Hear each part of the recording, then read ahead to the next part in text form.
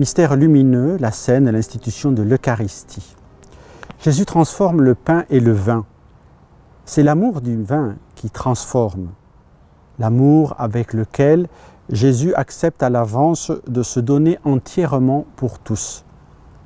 Cet amour n'est autre que l'Esprit Saint, l'Esprit du Père et du Fils, qui transforme le pain et le vin en corps et sang du Seigneur.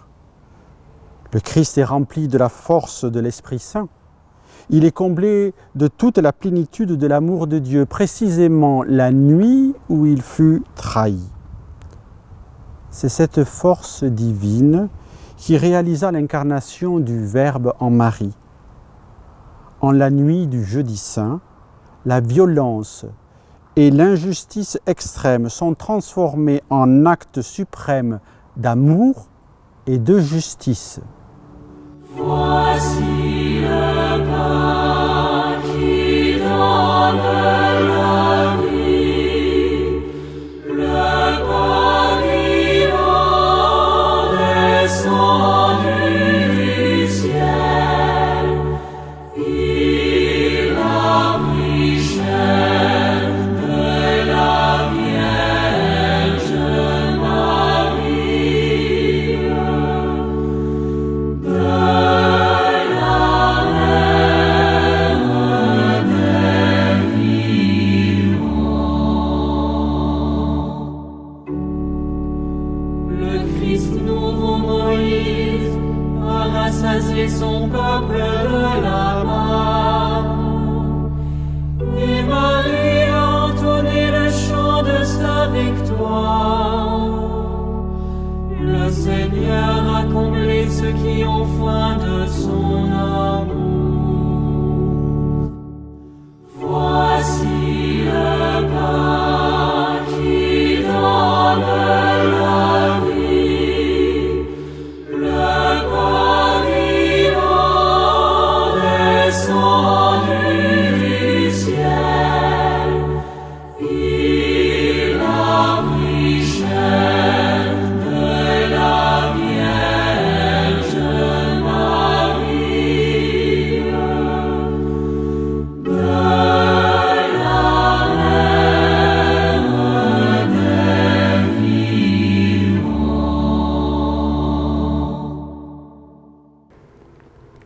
Si donc vous êtes le corps du Christ et ses membres, c'est votre mystère qui est posé sur la table du Seigneur, c'est votre mystère que vous recevez. À ce que vous êtes, vous répondez Amen, et en répondant, vous souscrivez. Tu entends en effet le corps du Christ, et tu réponds Amen. Sois le membre du Christ, afin que ton Amen soit vrai. Pourquoi donc le pain ? N'apportons ici rien de notre propre cru. Écoutons même l'apôtre qui, parlant de ce sacrement, a dit « La multitude que nous sommes est un seul corps, car nous avons tous part à un seul pain. » Comprenez et soyez dans la joie. Unité, vérité, piété, charité. Soyez ce que vous voyez et recevez ce que vous êtes. Saint Augustin.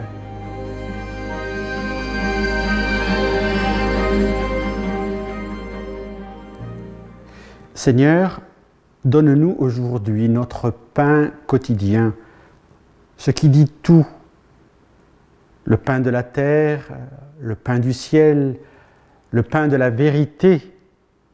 Fais que nous sachions répartir ce que tu nous donnes. Marie a accueilli ce que le Père lui demandait et elle n'a cessé d'offrir sa disponibilité. Que nous voyions en elle le parfait exemple de générosité.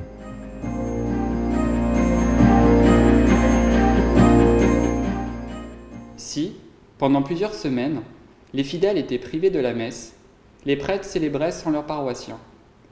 Prions pour nos pasteurs qui sont dans l'action de grâce en ces jours où nous les retrouvons célébrer le Seigneur ressuscité. Le mal ne fait pas de différence entre les hommes. Il frappe chacun d'entre nous en aveugle. Prions pour ceux qui sont accablés par la souffrance, ceux qui n'en peuvent plus, ceux qui désespèrent, Que le Seigneur nous délivre du mal. Prions pour les hospitaliers au service des malades et des personnes handicapées du pèlerinage national du 15 août. Confions au Seigneur leurs responsables. Que le Seigneur les éclaire dans la préparation du prochain pèlerinage.